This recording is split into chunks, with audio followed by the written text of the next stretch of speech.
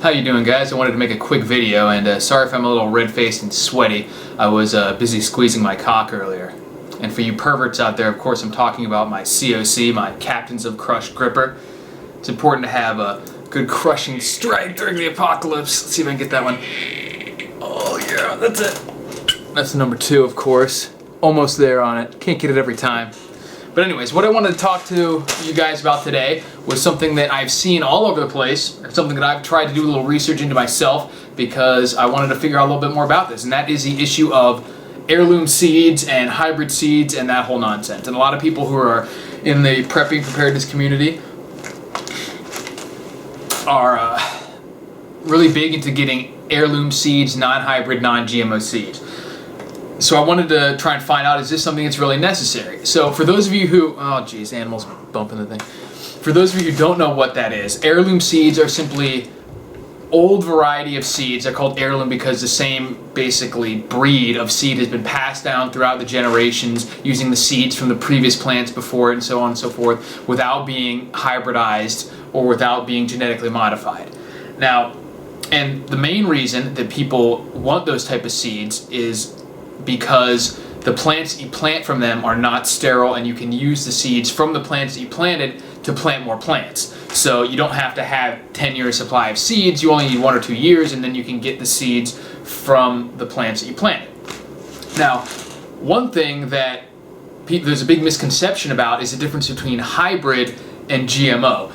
GMO means genetically modified, and that's very specific. It means that in a lab the genes have been played around with and have been scientifically altered for good or for bad. It's not necessarily always bad, but that's just a definition. It's not a natural process. Now, hybrid is simply a blending of 2 or more breeds to come up with a specific breed that you want specific traits from that breed. An example of this would be pretty much any specific breed of dog.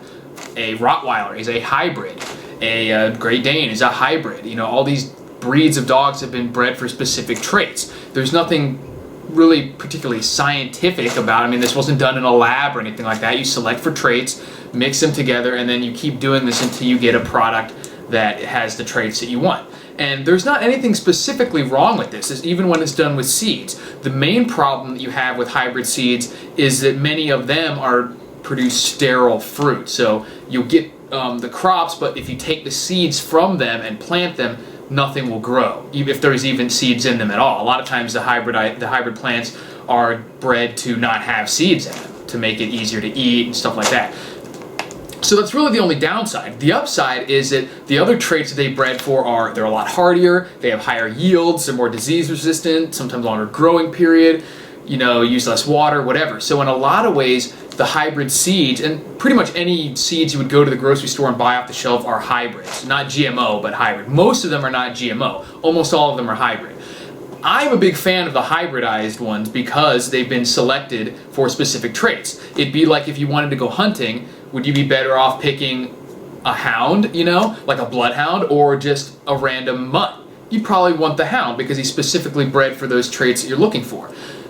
You're not going to be able to use the seeds from your crops to plant more crops in the future most of the time, but the seeds that you buy in the store like these have an extremely high germination rate, even when they're years and years old. It's not that much of a stretch to think that you could buy 10 years worth of seeds and store them. Certainly 2 or 3 years worth of seeds is something you could do, and when you plant those seeds, you have, even out of the fridge after a few years, I've had personal success with that. Have really good germination rates still, and then you get all the benefits of the specific traits that these plants were bred for, with the higher yields, the more pest and disease resistant, and things like that. So I recommend mainly just getting the seeds from the store and using them.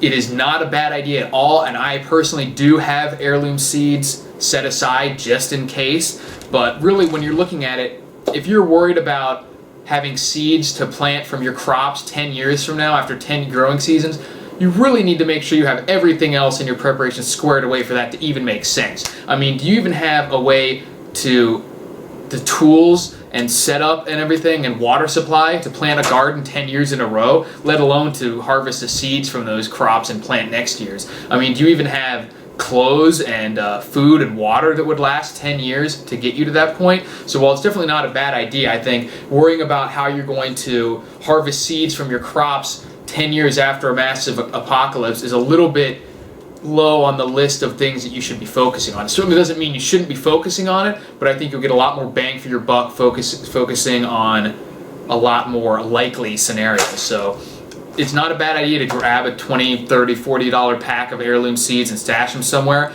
but definitely I don't see any problem with using off the store shelf seeds, because that's what I do, and a lot of times you'll have great results with those. I specifically avoid any genetically modified ones, but there's nothing wrong in my mind with hybridites versions. So let me know what you guys think about that, and post your comments if anyone's had any actual experience planting heirloom seeds, because a lot of people who are used to grabbing some seeds from the store and planting them and then switch to heirloom seeds are very surprised with how feeble the plants are, because it's just, they're, like I said, they have smaller yields. Usually the fruit themselves are smaller, and they're more they're more susceptible to pests and diseases. So a lot of times people plant the heirloom seeds and be like, man, I can't grow anything. And it's really, that's not what it is. These plants are just not bred to be hardy or bred to have huge yields. A lot of times they taste really good and everything, because some plants, the taste suffer when they try to make them huge or super disease resistant, but you just won't get the same kind of results when it comes to yield and hardiness with the heirloom seeds most of the time. But if you have a specific experience with that, post that in the comment and let me know, and I'm interested to see what you guys have experienced with that. So talk to you guys later.